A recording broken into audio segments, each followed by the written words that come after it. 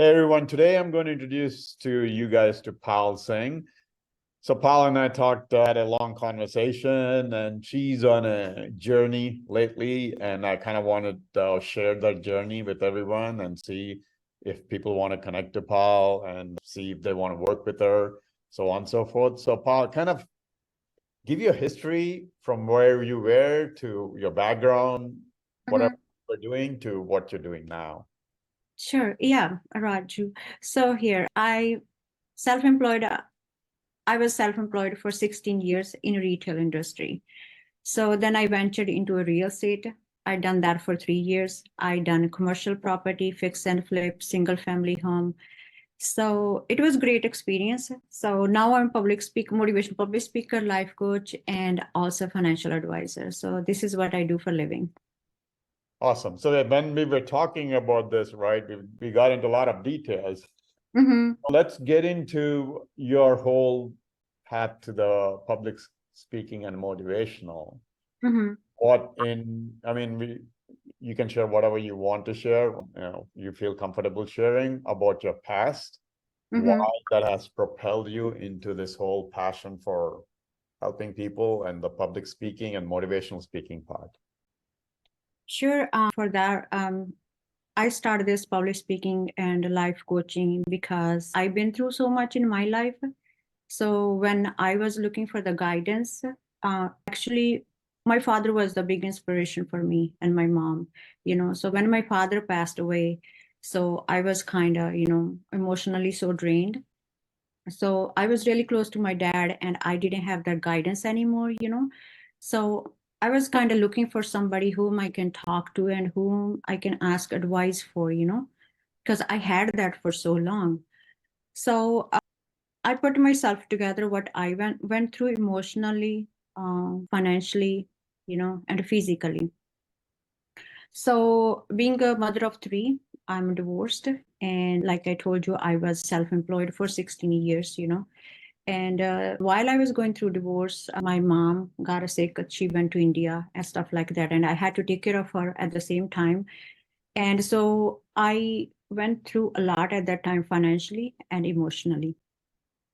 So that what inspired me, because my story, I thought that if I tell my story to other people, what I went through, and it might give somebody a courage to speak about. Not everybody can do that. Like I lost my mom a few years back, and I got through divorce at the same time, and I lost my business. I lost my retail store, my gas station. I lost my house. I lost my family. I lost my mother, and financially I was just you know on zero.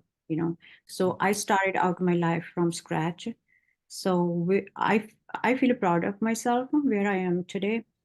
And I don't know, Raju, if you want me to talk about what I went through when I was young. Yeah, no, that's up to you. So if you feel comfortable going through that, kind of giving picture of how much stuff you've been through, if you would like to share that, yeah, please. All right. So my story is started from when I was in a high school. I went through sexual abuse. There was somebody in the family, and I never spoke to nobody about this until now. This is the first time I'm speaking, on a podcast. Like, I'm telling my story. A few people might know a little bit about it, but not everybody. And I never told my parents. I was so ashamed. I thought it was my fault, maybe something wrong with me at that time. So it took a lot from me. And after my marriage, the part of me, somebody went through the same thing about sexual abuse by the family member. So I couldn't take the stand for them at that time. I tried, I gave it my best, but I think I wasn't strong enough, to to confront that person. I did confront that person after so many years. Because I felt guilty. I felt, like I, I supposed to, you know, confront that person, but I never did. So the thing is, like, people go through a lot emotionally and sexually abuse, especially Indian family. Nobody want to talk about it, And when it comes to that kind of stuff, people make you shush, They say like zip it, like it's not, it can't happen in Indian family, and society pressure, stuff like that. Even I don't know. I think if I told my father, he would done something for me when I went through. But when somebody in my family after marriage went through, it was hard for me to talk about, even, being Indian woman and being a mother. And so just I'm trying to put this story out there. So if anybody's seen this podcast or here, maybe it gives them strength and courage to speak about, because this is something, it could tear you apart mentally and emotionally. So that's why I took the step of speaking and life coaching. So if I can help somebody, even if one person I could help, I would feel that like I'm very fortunate to, help somebody to make a change in their life, because I didn't have that person. Awesome. Let's get into that, right? What kind of shifted your whole beating up yourself over somebody doing the, I don't know, how else can I put it? I can put it in different ways, but somebody committing a crime against you, hurting you, taking that as something against you, blaming yourself, changing that to understand, no, it's not you that's at fault, but it's whoever the person or whatever that is, to also maybe, I don't know if you got into this where you're forgiven and, it's, you kind of moved on. Kind of, if you could go through that process to maybe help people, how you did that, perhaps that can help. So. Sure. Yeah. I'm a very spiritual person. I pray a lot. I pray about everything. So I leave it on God, and I just pray for that. Like, God, give me the strength to, so I can do something better in my life. So, because I didn't have nobody to go to. So prayers and meditation helps me a lot. And even I went through anxiety and depression for so long, and I helped myself. I didn't seek counseling for that. I didn't go for therapy. No, all I did was just spend more time with myself, and I write down things what bothers me, and then I found the answer, and I write the answer right next to it, and I read that, for a while, like why did that happen to me, and why I didn't say anything to that person or to my parents.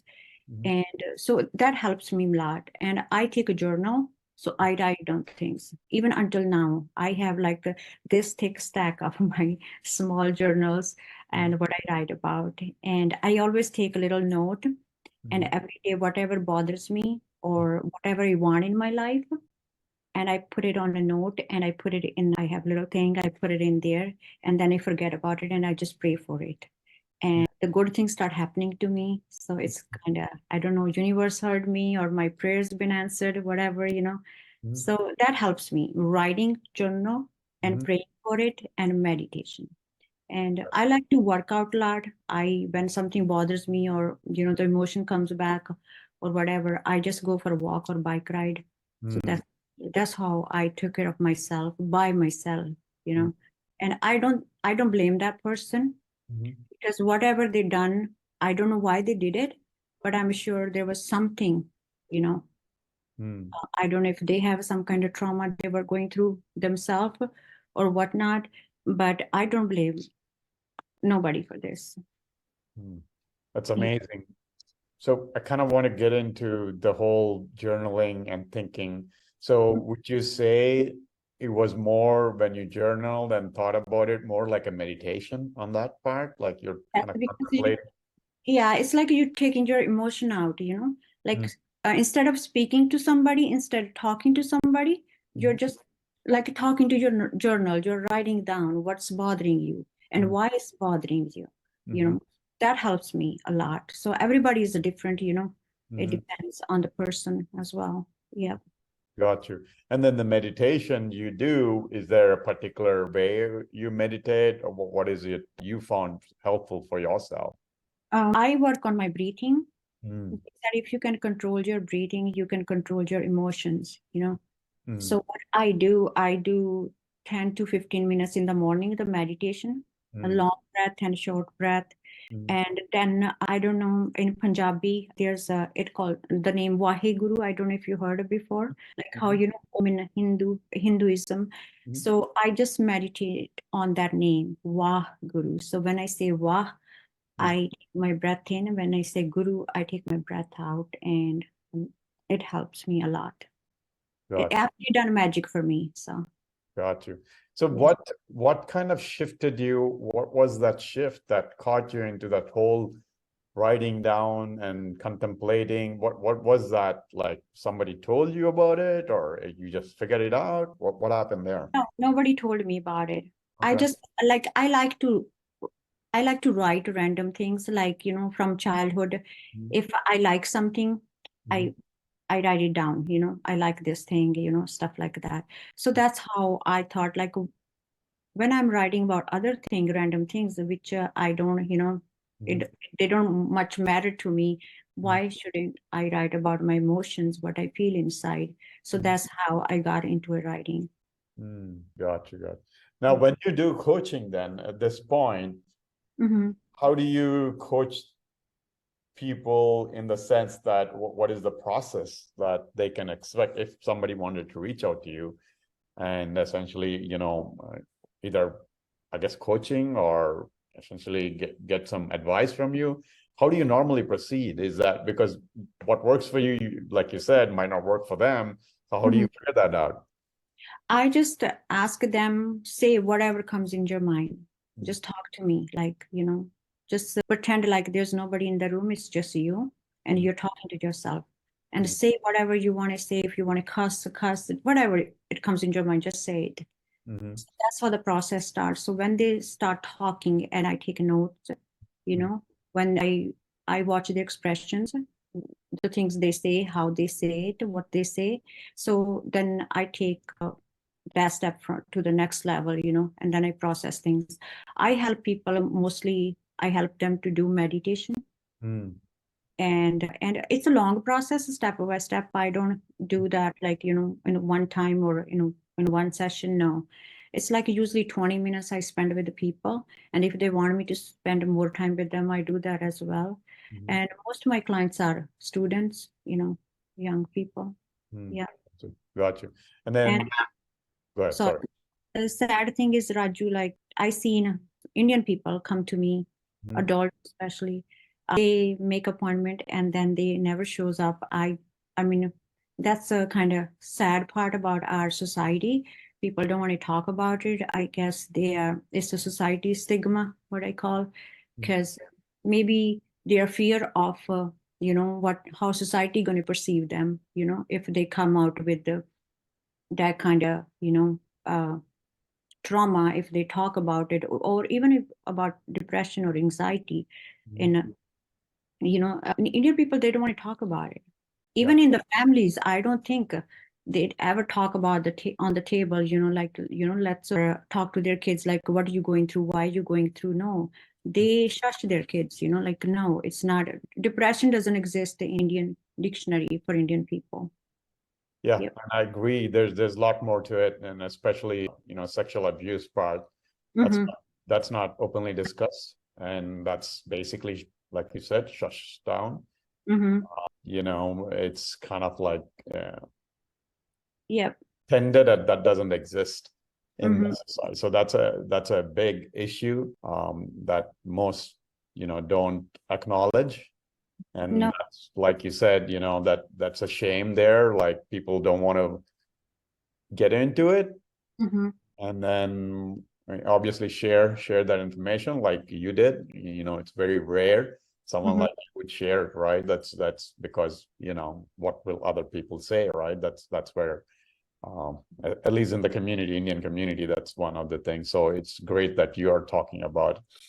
Thank you. And you know, the thing is, when people, especially our Indian people, I mean, I love being Indian.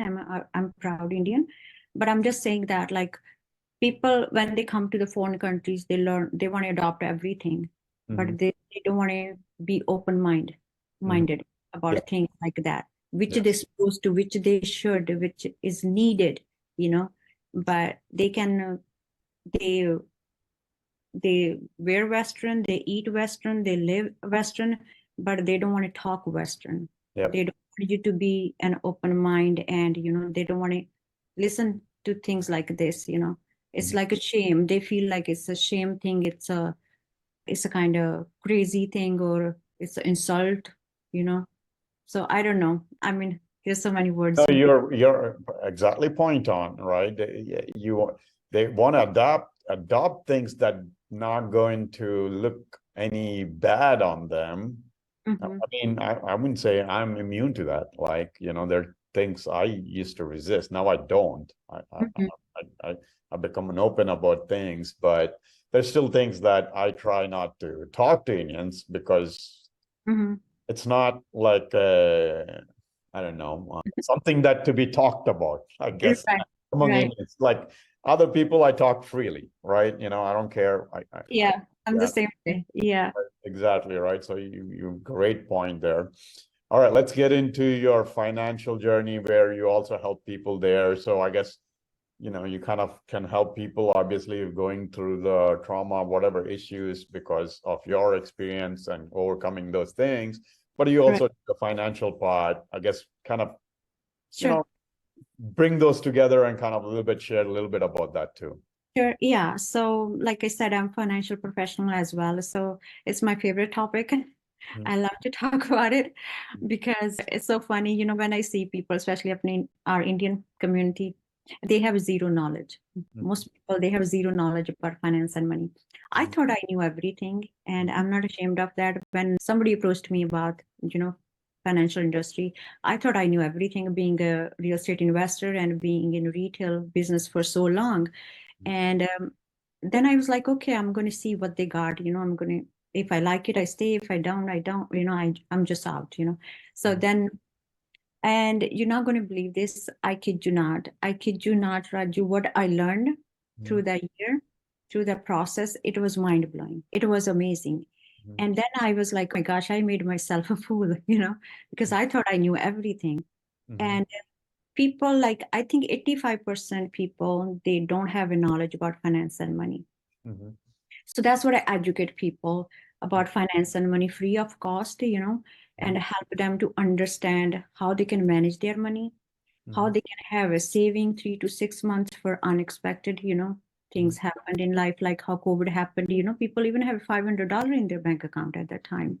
So people don't know what saving could do for them, stuff like that. And also I help them to learn about stocks and bonds, what stocks are good for them and what not.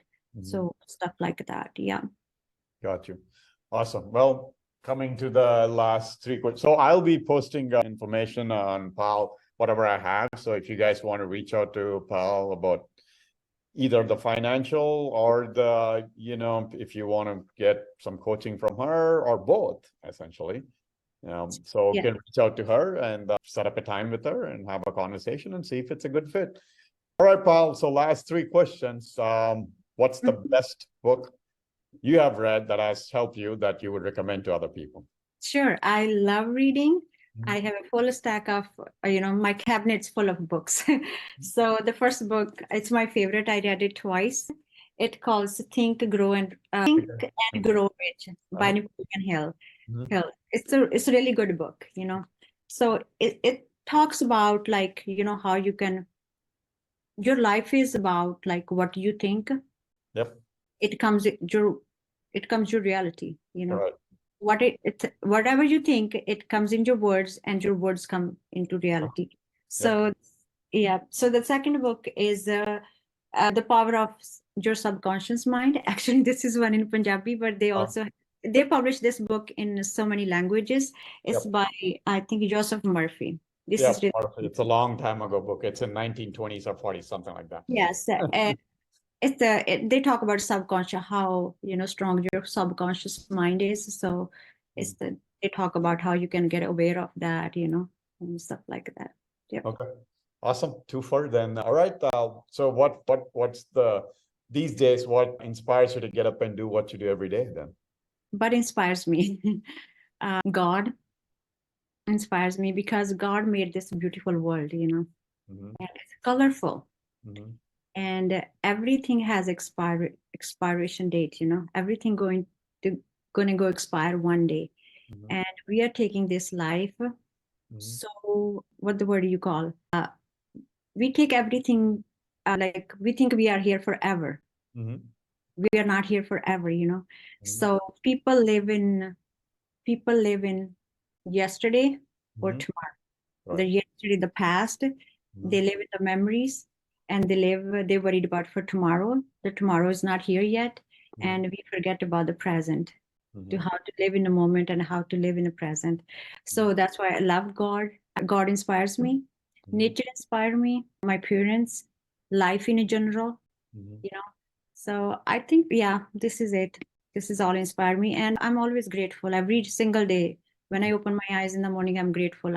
I got another day to live. I mhm, got another day to make a difference in this world. mhm. So just simple things inspires me.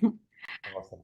Well, Yeah. then the last question is, what's the one tip that has helped you that can help others?